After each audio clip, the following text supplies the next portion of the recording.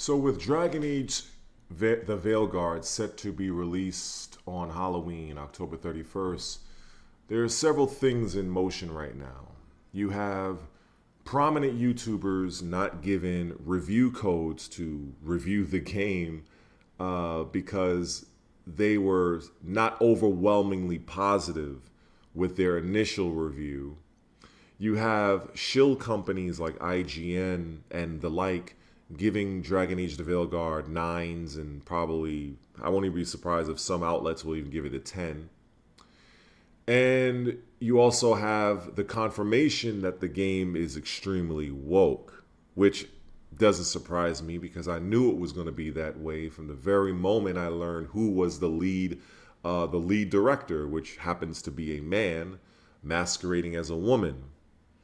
So I'm going to head on over to that Park Place because it's a great source for news for smaller and larger YouTubers like myself, which me being the smaller. So as you can see here, it says new Dragon Age The Veilguard gameplay confirms game is ultra woke. And then here in this article, YouTuber speculates BioWare is attempting to manipulate reviews by not handing out review codes to creators critical of game during a test play. And then in this other third article, Dragon Age The Veilguard described as piece of garbage and the tombstone of BioWare. So let's jump into this one real quick, right? So you have the infamous character creator with the body scars. Right here you have the top surgery scars right here. It's set to off, but you know, it's whatever.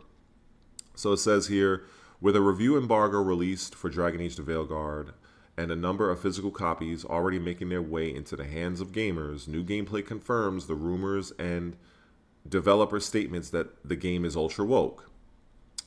What in the hell is this? Is an abomination. Anyway, earlier this month, a playtester broke his NDA and informed YouTuber Newray that the game was ultra woke and included the Quinari companion Tosh, informing the player that she is non-binary. He said, she told me that I am a non-binary person.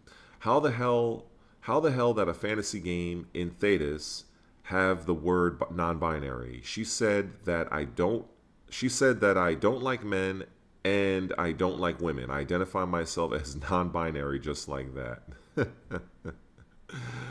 So New Ray shared a screenshot of dialogue from the game that does indeed prove that this dialogue exists. Tosh says at one point during the game, non-binary, I just said, and I'm going to use they instead of she from now on. She also shared another screenshot from the game that reveals BioWare included gender identity options in its dialogue choice wheel.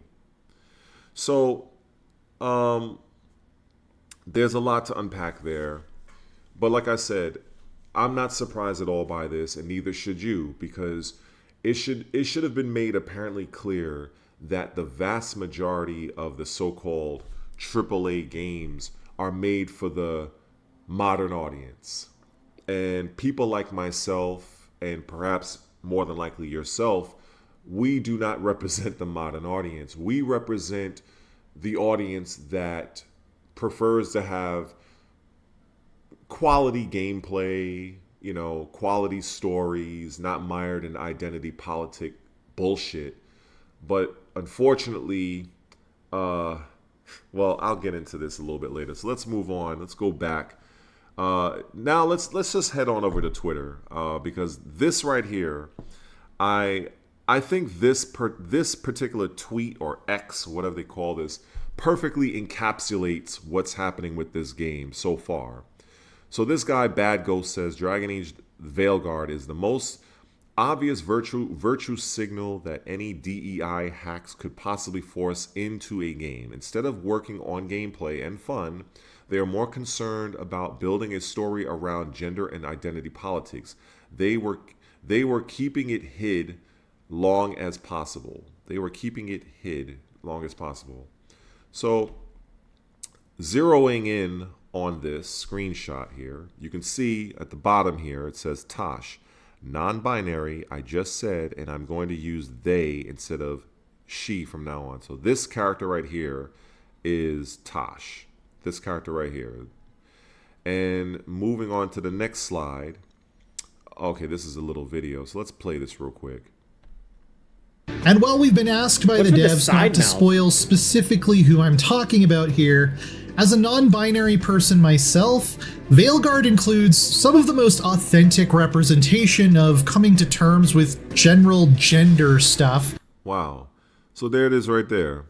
Take a long, hard look in it, kid. It'll always show the face of a hero who can get it done. Examine options related to gender identity. Choosing one will conclude the conversation. So we got scar options. Oh my God, this is... And having to navigate your family's reaction to it, I've yet to see in a game. This is Tash. It doesn't feel like an after-school special or like I'm being pandered to. It's quite well handled, and finding out that the writer for this character is non-binary themselves did not surprise me at all. A damn good-looking hero, if 9 I do say so. out of 10. Hold on a second. I really want to just... What's going on here? What this is a female Kunari. Let's go to the next slide. So this is kind of like the same thing. They just paused it at this scene. And I guess it's even extremely zeroed in. So you could see gender identity options. You know, like I said, this is a game that is not meant for you and me. So scrolling down further, you can kind of see. Oh, and this one right here. This one took the cake for me. Manahedan. So you're a little Kunari. Hold on, we need to full screen this. All right, hold on. Let me rewind this. You gotta hear this. Manahedan. So you're a little Kunari, a little Rivani, and a little dragon. Yeah. Manahedan. So I think it's. So that guy that was talking, that's your main character. That is the main character that you're going to be using. That's one of the voices. I don't know if there's multiple voices that you can choose in the game, but that's one of the voices. And as far as I'm concerned, this character sounds like a flaming homo. And if I'm going to be playing a game that is, about 40 to 100 plus hours of gameplay, I'll be damned I'm using a character that sounds like a flaming homo. I'm not with it. This, like I said, this is for modern audiences, and this does not represent the gaming experience that I'm used to. And this is just ridiculous. The voice acting is abysmal. From what I'm hearing of other content creators, they're saying that the lip syncing is just off. There's just so much craziness going on with this game. But anyway, let's head on back to that Park Place, and let's look at this other thing pertaining to the reviews being moderated, I guess. So this YouTuber speculates BioWare is attempting to manipulate reviews by not handing out review codes to creators critical of game during a playtest. So now this guy, I'm subscribed to this channel right here. This is a good channel. So YouTuber Fextra Life speculated that BioWare is attempting to manipulate reviews by only handing out review codes to individuals who will give overwhelmingly positive reviews of the game. Well, that's to be expected. In a recent video uploaded to YouTube, Fextra Life noted that BioWare and its parent company EA were not providing review codes to individuals who were mildly critical of the game during a playtest, and echoed the comments made by Wolfheart FPS on X. So this right here, this video, this is a very good video. I highly, because I did watch most of this video. It's a very insightful video as to what happened to this guy, and you definitely should give it a listen. And subscribe to my channel and subscribe to his channel if you are not already, by the way. Because, well, I don't think he needs the help. He has many, but help a brother out.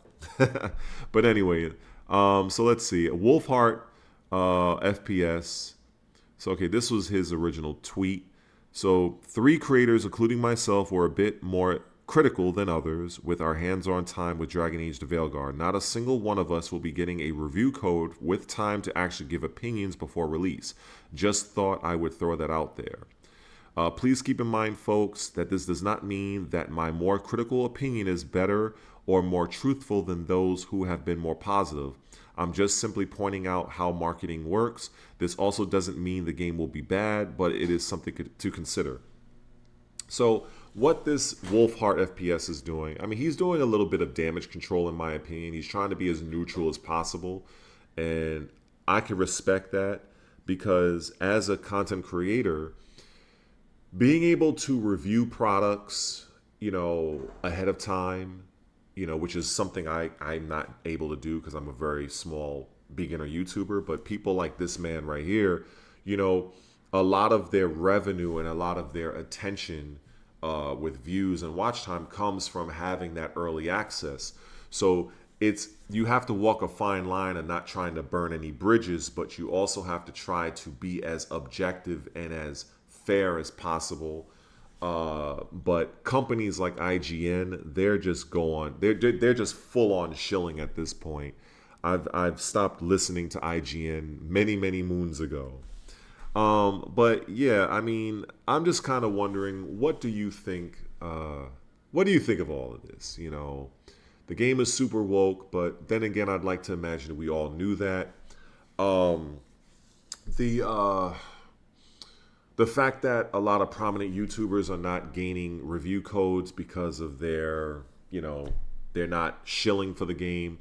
So let me know in the comment section what your thoughts are. And of course, hopefully I have earned your subscription. I'm trying to grow on the platform. The grind to that YouTube partner program is real. So definitely, if I haven't gained your subscription yet, hopefully this video has. I will leave a couple of other videos explaining why gaming has gone woke. Definitely look at those. And it'll give you some insight as to why DEI is how it is, who's controlling it. So definitely check out that video. I'll link it toward the end, or I'll probably put it throughout the video somewhere when I'm done editing. But anyway, take care. Stay tuned for more content.